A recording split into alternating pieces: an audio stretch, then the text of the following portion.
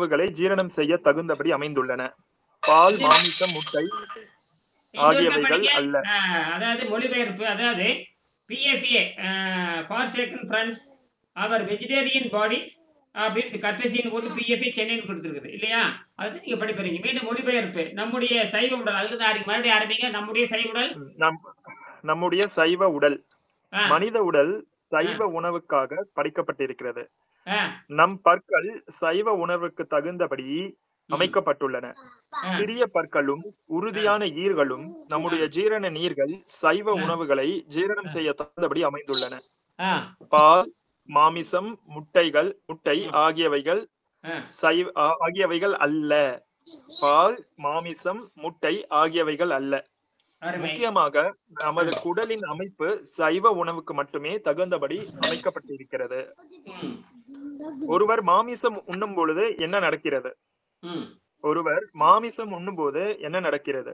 ம். அவர் ஏராளமான பித்த நீரை தன் வயிற்றில் சுரக்க வைக்க வேண்டிய உள்ளது. ஆ, அவர் ஏராளமான பித்த நீரை தன் வயிற்றில் சுரக்க வைக்க வேண்டியுள்ளது. முக்கியமாக டீஆக்சாலிக் அமிலத்தை. இந்த அமிலம் நமது குடலில் உள்ள குளோஸ்டீரியா பாக்டீரியாவால் சுத்தமிக்க கார்சினோஜெனிசிஸ் ஆக மாற்றப்படுகிறன.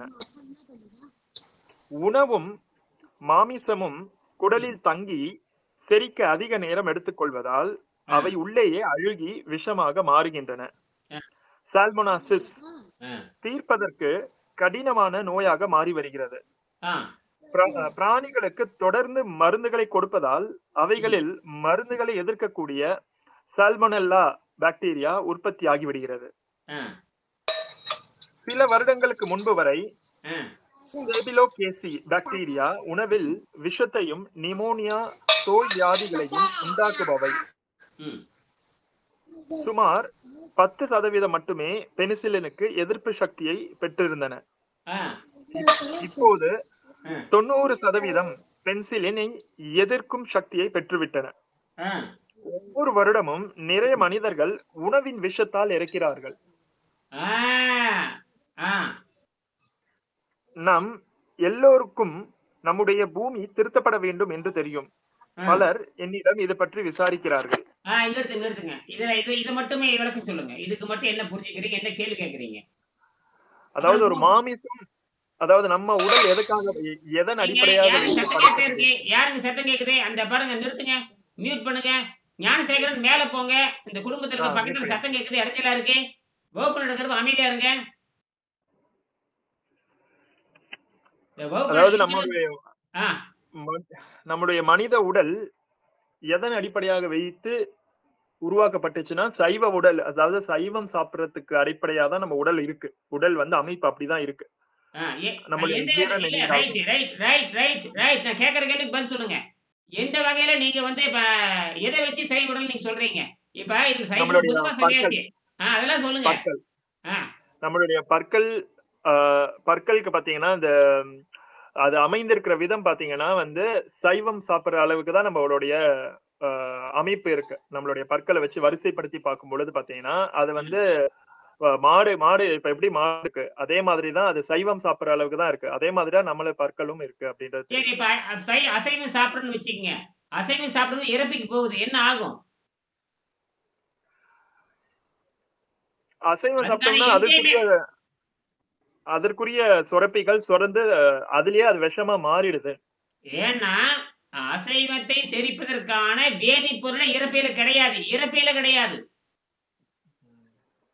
நீங்க அந்த இறப்பையில் இருக்கிற இறப்பைக்கு நீங்க இறைச்சி, முட்டை, பால், வெண்ணெய், இறைச்சி அனுப்பலாம். இறைச்சி, முட்டை, பால் நாளே அனுப்புறேன்னு வச்சுக்கோங்க. வயிற்றுக்குள்ள போச்சுன்னா இறப்பை மட்டும் நான் சொல்றேன். இறப்பையில அதற்கான செரிமான நீரே கிடையாது. என்னது? அதற்கான செரிமான நீரே கிடையாது. சரி, அப்ப இதை செரிக்கணும்னா எங்கிருந்து அதுக்கு உதவி வேணும்?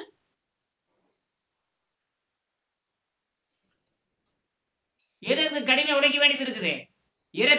ஜீரண நீர் இன்னும் அதிகமா சுரக்க வேண்டிய ஒரு காரணம் கட்டாயம். யாரு கடிமை உடைக்க வேண்டியது இருக்குது?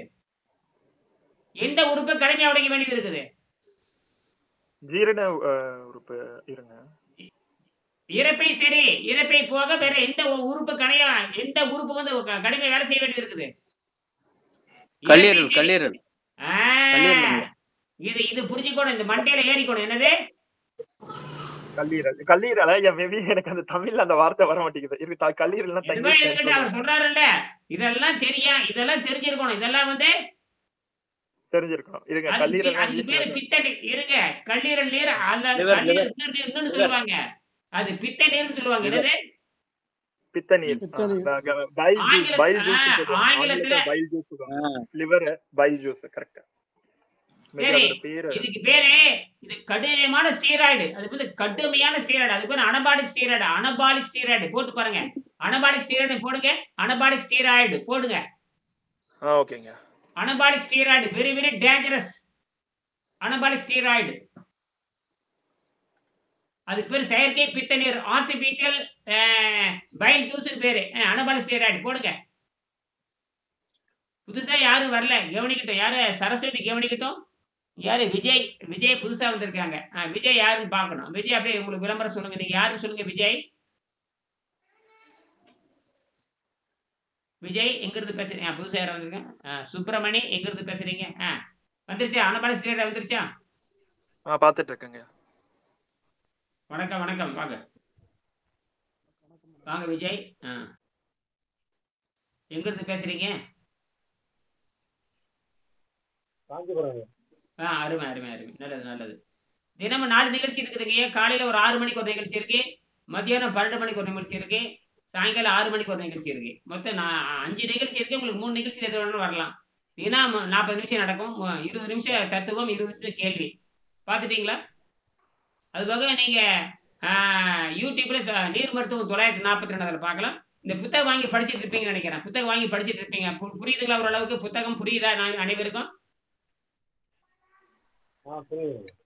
வாங்கியிருப்பீங்க. படிச்சிட்டீங்களா? நல்லா படிச்சிட்டீங்களா?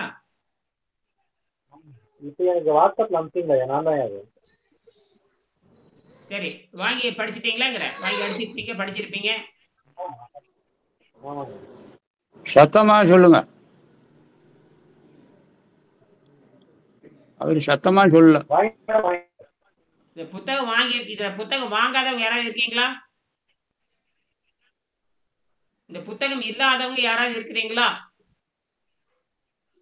இருக்கிறேன் ஐயா.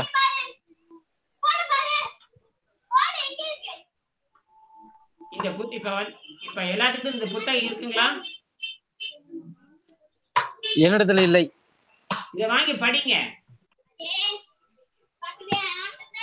ஞாயிற்றுக்கிழமை வாங்குறீங்க? சரி. பணம் கட்டி குமார் இந்த பணம் புத்தகம் கட்டிட்டு வாங்கிட்டீங்களா?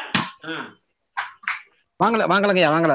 வாங்கி படிச்சிருங்க. முயற்சி பண்ணுங்க. சரியா? நல்லது. ஞாயிற்றுக்கிழமை பணம் கட்டிட்டு வாங்கிக்கிறேன். கொஞ்சம் உங்க சத்தம் உங்க ஒளிபெருக்கி அமைச்சு வச்சுக்கங்க.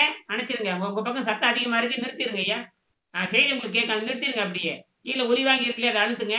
நீங்க உங்க செய்தி வரும். நன்றி. இப்ப பேசுங்க. திருலோகச்சந்தர். ஆமாங்கய்யா. Bile juice is a greenish yellow fluid produced by liver to help digestion and eliminate waste போட்டிருக்கு. ரைட். இதுக்கு பேர் அனபாலிக் ஸ்டீராய்டுன்னு பேரு. இது கட்டியெல்லாம் கரைக்கிறாங்க இல்லையா? அதாவது இந்த கடுமையான கெட்டியான பொருளை, அதாவது அது மாவா இருக்கலாம், கொழுப்பா இருக்கலாம், புரதமா இருக்கலாம். என்னதா இருக்கலாம்? மாவு, கொழுப்பு, புரதம் எது வேணா இருக்கலாம். அந்த ஜீரணம் பண்ண ஹைட்ரோகுளோரிக் ஆசிட் அது செரிக்க முடியாத பொழுது அதை செரிப்பதற்கு இந்த இந்த பித்த நீர், அதாவது இந்த அந்த கல்லீரல் நீர் கடுமையாக உழைக்க வேண்டியது இருக்கிறது. என்னது?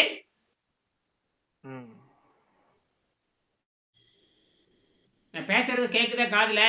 கேக்குதுங்க. கேக்குது. அந்த மாதிரி இறைச்சி சாப்பிடுகிற நம்ம குடலுடைய நீளம் வந்து பார்த்தீங்கன்னா ஏறத்தாழ 9 மீட்டர் இருக்கு.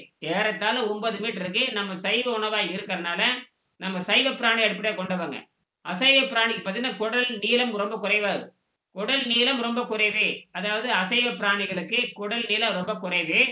சைவ பிராணிகளுக்கு குடல் நீர் அதிகம். 2வது வந்து நமக்கு நம்ம பல்லு வந்து நம்ம அமைப்பு வந்து பிறக்கிறப்ப அசைவமாக தான் பிறக்கிறோம்.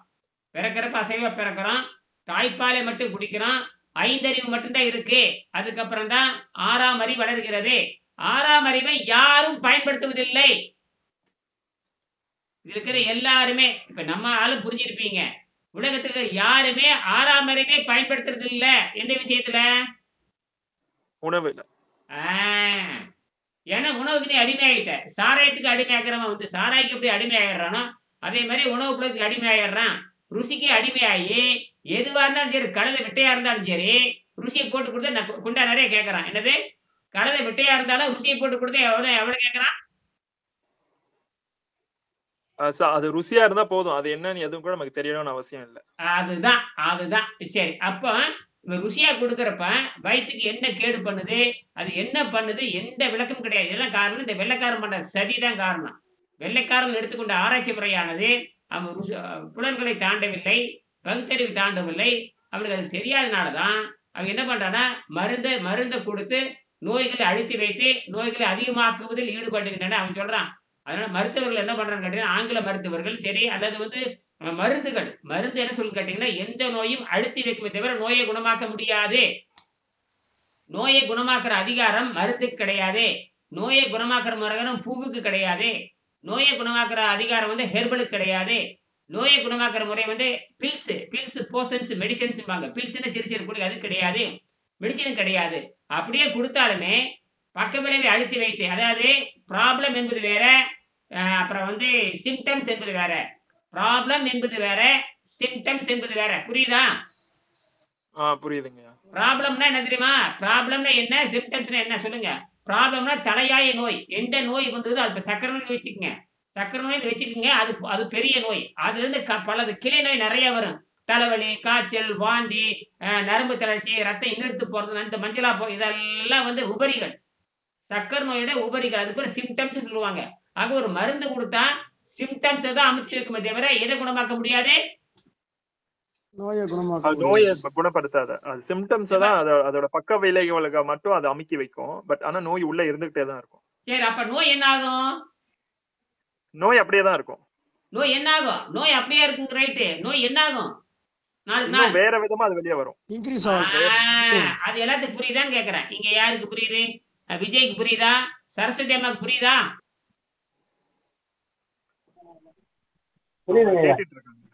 கேட்டுட்டு இருக்காங்க. சரி சரி, இப்ப பேசுங்க. நோய் அப்படியே தான் இருக்குங்க.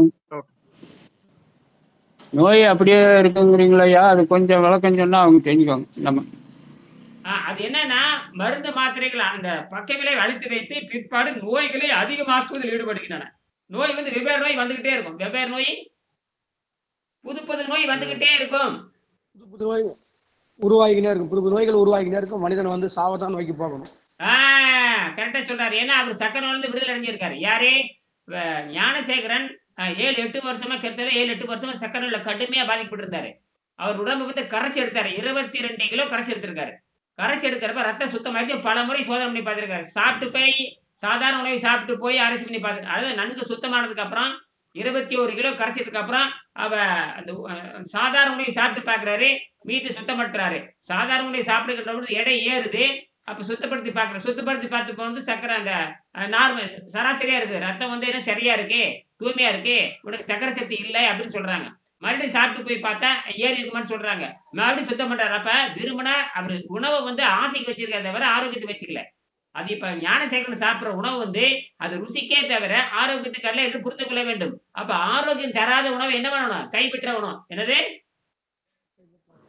ஆரோக்கியம் தராத உணவை கைவிட வேண்டும். அது யார் செய்வாங்க? புத்திசாலி தான் செய்ய முடியும். யார் செய்ய முடியாங்க? யார் செய்வாங்க? புத்திசாலிங்க மட்டும்தான் செய்ய முடியும். நீங்க ராக்கெட் இன்ஜினியரா இருக்கலாம், விண்வெளியில் வீடு கட்டுற இன்ஜினியரா இருக்கலாம், இந்திரலோகத்துல போய் நீங்க பெரிய கட்டடம் கட்டலாம், பாதாளத்துல கட்டடம் கட்டலாம், ராக்கெட் ஓட்டலாம், விமானம் ஒரே நேரத்துல 10 விமானம் ஓட்டலாம். அதெல்லாம் பிரயோஜனம் இல்லை. நோயற்ற வாழ்வு வாழ தெரியலன்னா அவன் நம்பர் 1 முட்டாள். நோயற்ற வாழ்வு வாழ தெரியலன்னா அவன் யாரு? முட்டாள் தான். ஆரோக்கியம் இல்லைன்னா அவன் யாரு? நோயாளி தான். நோயாளி. அறிவிருந்து நோய் வரலாமான்னு கேக்குறேன். அறிவிருந்து அந்த அறிவை வளர்த்து வச்சுக்கலையே, உடலை காக்கிற அறிவு. அதுதான் வெள்ளைக்காரனுடைய கல்வி முறை. வெள்ளைக்காரனுடைய சிலபஸ் அண்ட் எக்ஸாமினேஷன். இந்தியா மட்டும் இல்ல, உலகத்துல எந்தெந்த நாட்டுல சிலபஸ் அண்ட் எக்ஸாமினேஷன் இருக்குதோ அந்த நாடு உருப்படாதே. பாடத்திட்டமும் தேர்வு முறை இருக்கிற நாடு உருப்படாது. இது வெள்ளைக்காரனால் அறிமுகப்படுத்தது. அதே மாதிரி கட்சி சார்பு அரசியல், அப்புறம் இந்த குடவோலை முறை, பண்டமாற்று முறை இதெல்லாம் ஒழிச்சது எங்க வெள்ளைக்கார. அதனால உலகமே நாசமா போச்சு. நாம் என்ன பண்ணோம், இது பழைய கலைகள் தான். ஏற்கனவே இந்த கலை வந்து 2000, 3000, 4000 ஆண்டுகளுக்கு முன்பாக திருக்குறள் செய்து காட்டுறது, திருமூலர் செய்து காட்டியது, பதஞ்சலி செய்து காட்டியது, தொல்காப்பியர் செய்து காட்டியது, இப்படி எல்லாம் 15,000 ஆண்டுகளுக்கு முன்பாக சித்தர்கள் செய்து காட்டினார்கள். இடையில 2000 ஆண்டு மறந்துட்டோம். நல்ல வேலையாக ஜெர்மன் டாக்டர் வந்து கண்டுபிடிச்சாரு. இந்த மாதிரி ஒண்ணு இருக்குன்னு கண்டுபிடிச்சாரு. அவர் கண்டுபிடிச்சது அறிவு சார்ந்த நோன்பு. இங்க பாருங்க, இதுதான் அறிவு சார்ந்த நோன்பு. இந்த அறிவு சார்ந்த நோன்பு இருக்கிற சில விஷயங்களும் தமிழ்ல 942 திருக்குறள் இருக்கிற சில விஷயங்களை ஆராய்ச்சி பண்ணி வெங்கடேசனுங்கிற விஞ்ஞானி 8 வருஷமா போராடி கண்டுபிடிச்சாரு. இனி உலகத்துல இந்த தமிழ் தெரிஞ்சவங்க மட்டும் தான் தப்பிக்க முடியும். உலகத்துல யாரும் தப்பிக்க முடியாது. நீங்க 10 மொழி படிச்சா என்ன, 100 மொழி படிச்சா என்ன, யாரும் தப்பித்துக் கொள்ள முடியாது. சரியா? இந்த தமிழ் வந்து யாரும் பெருசா நீங்க பிஹெச்டி வாங்க தேவையில்லை.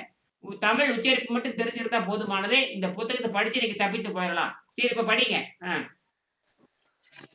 பக்கம் 98. நம்முடைய பூமி திருத்தப்பட வேண்டும். படிங்க. நம் எல்லோருக்கும் நம்முடைய பூமி திருத்தப்பட வேண்டும் என்று தெரியும். பலர் என்னிடம் இதை பற்றி விசாரிக்கிறார்கள்.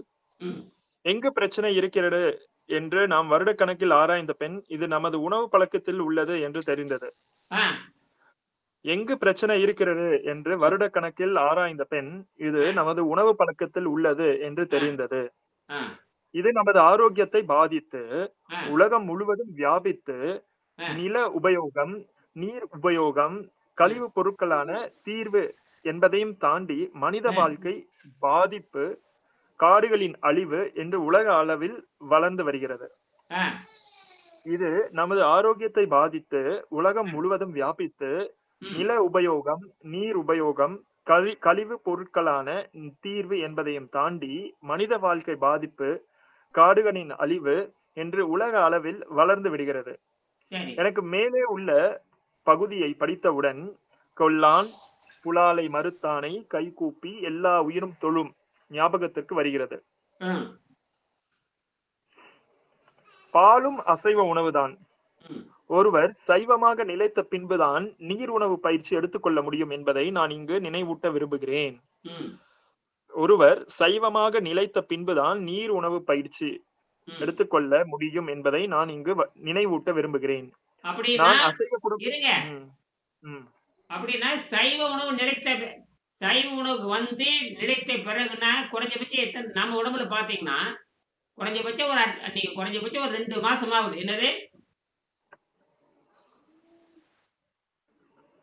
நீங்க சைவ உணவுக்கு மாறி இருக்க வேண்டும். குறைஞ்சபட்சம் ஒரு 2 மாசம், ஒரு 100 நாளாவது என்ன பண்ணணும்?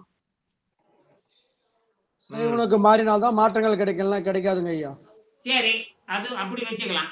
இப்ப திடீர்னு அசைவம் சாப்பிடறவங்க இருக்கா நம்ம கிட்ட? இப்ப சக்கரை நோய் இருக்குது, எந்த நோய் இருக்குன்னு வச்சுக்கங்க.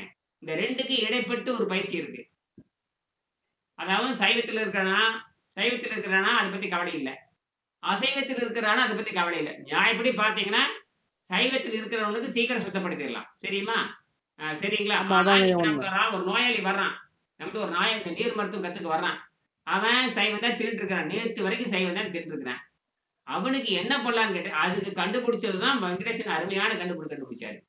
நீரை மருந்தாக அருந்தி காய்கறி நிறைய சாப்பிட்டு வெளிக்கு போயிடணும். என்னது, நீரை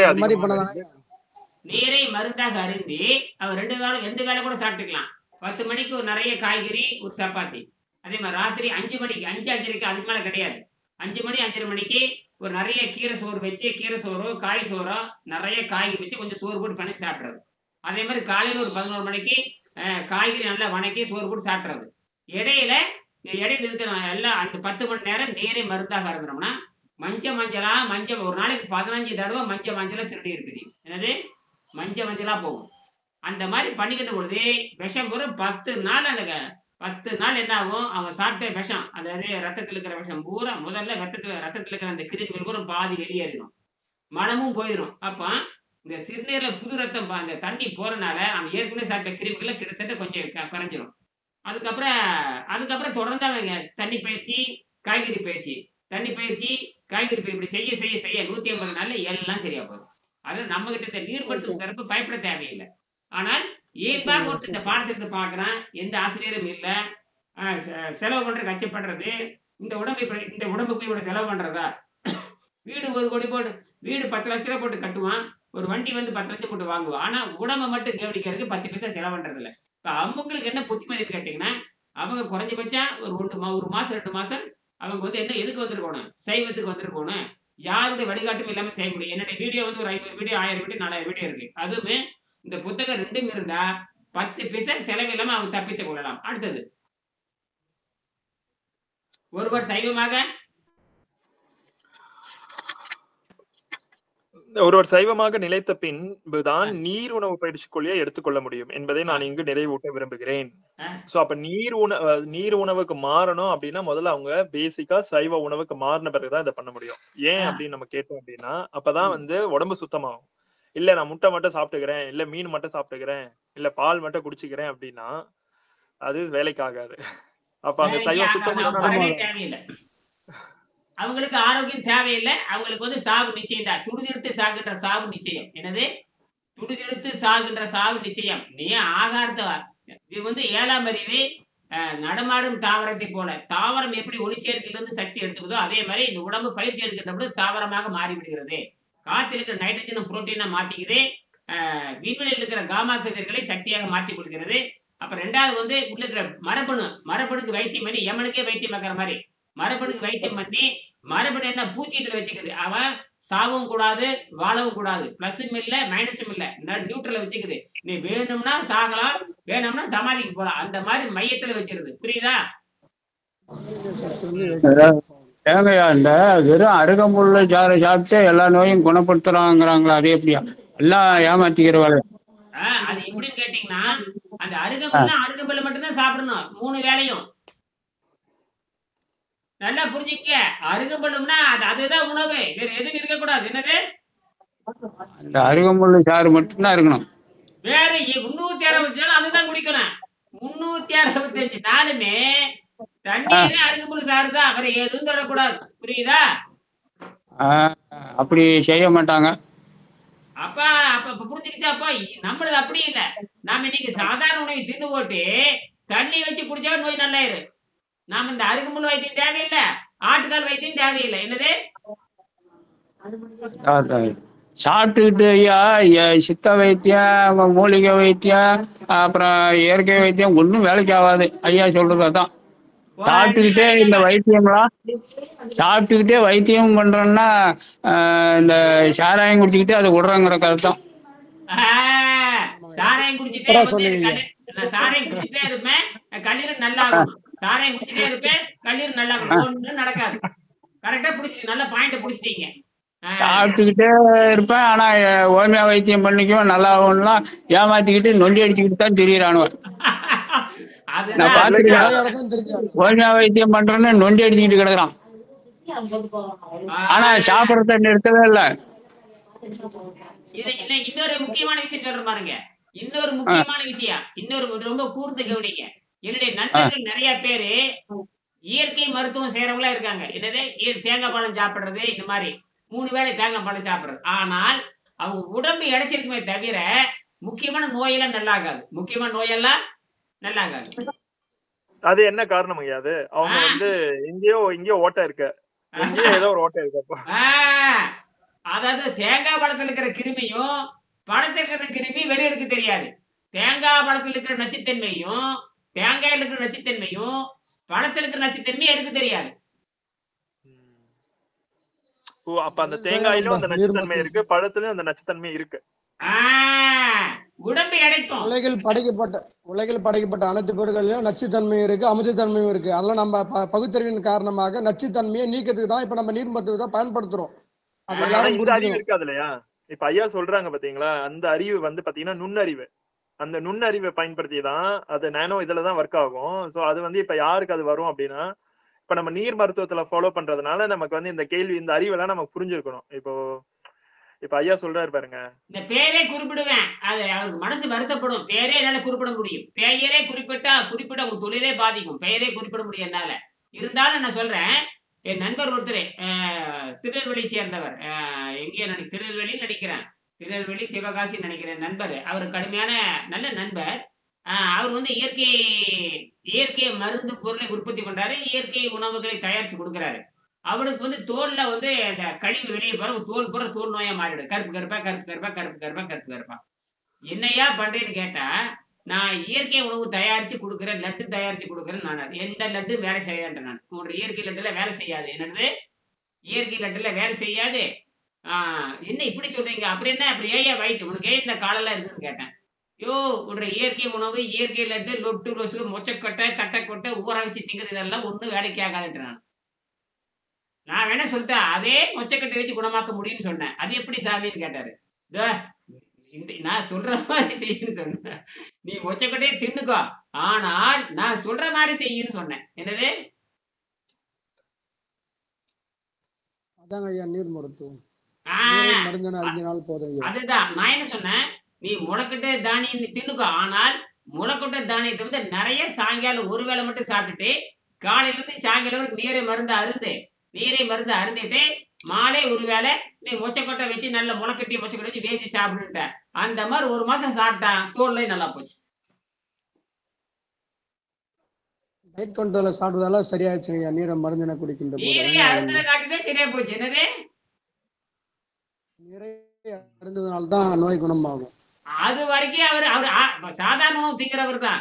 காலையில் இட்லி, மத்தியானம் தோசை, ராத்திரி புரோட்டா. இந்த தின்னு ஓட்டு கடையில வியாபாரம் பண்றது. கடையில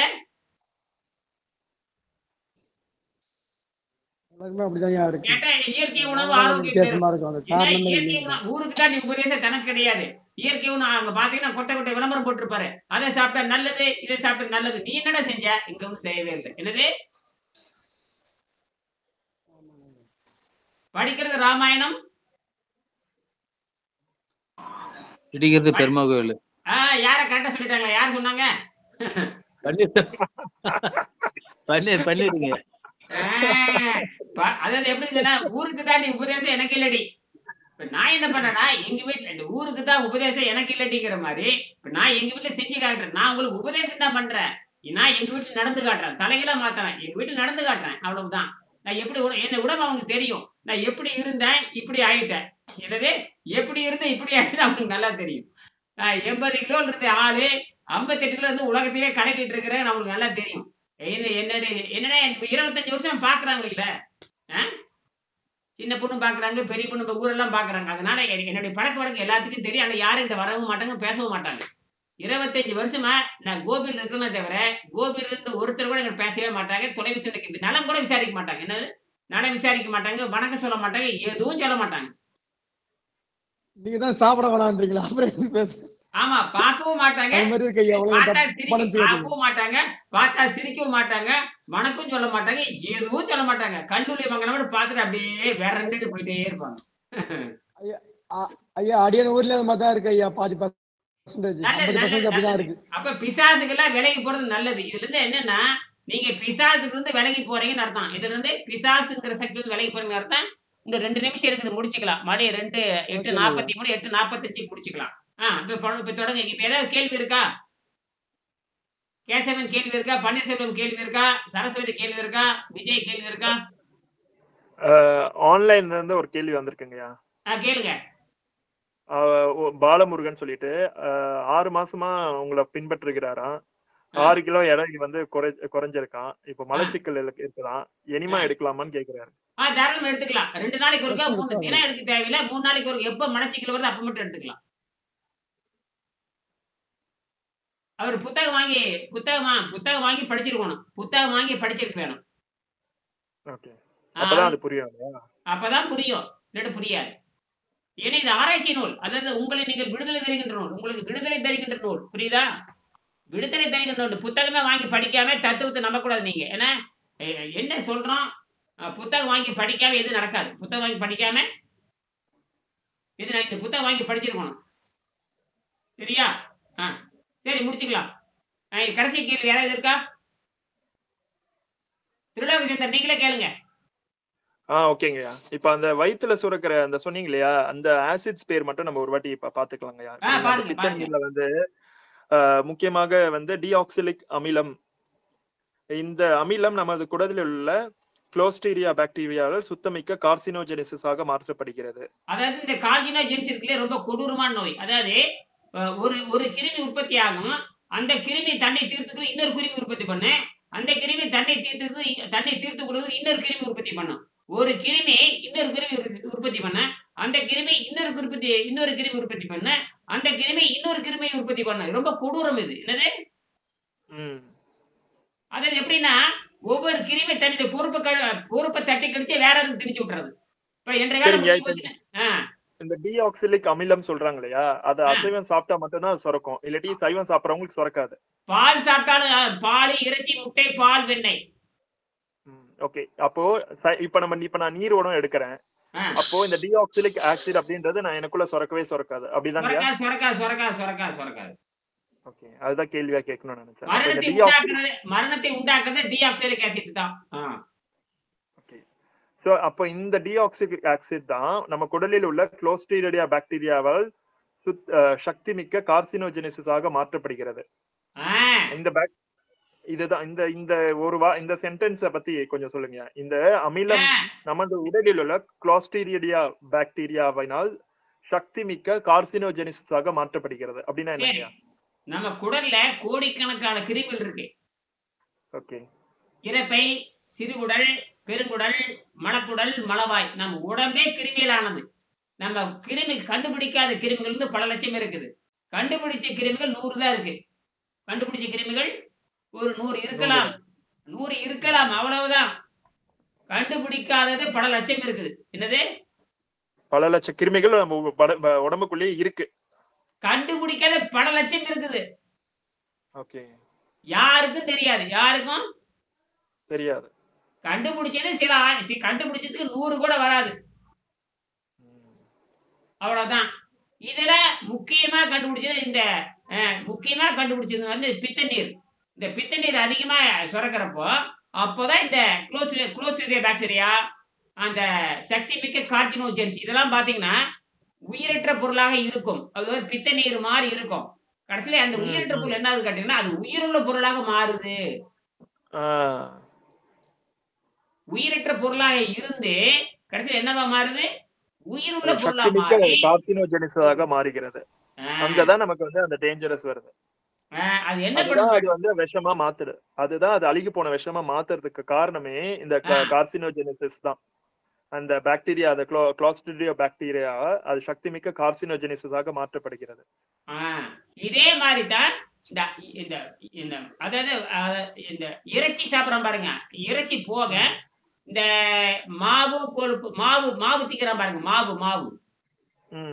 மாவு திங்கிறவன், கொழுப்பு திங்கிறவன். என்னது?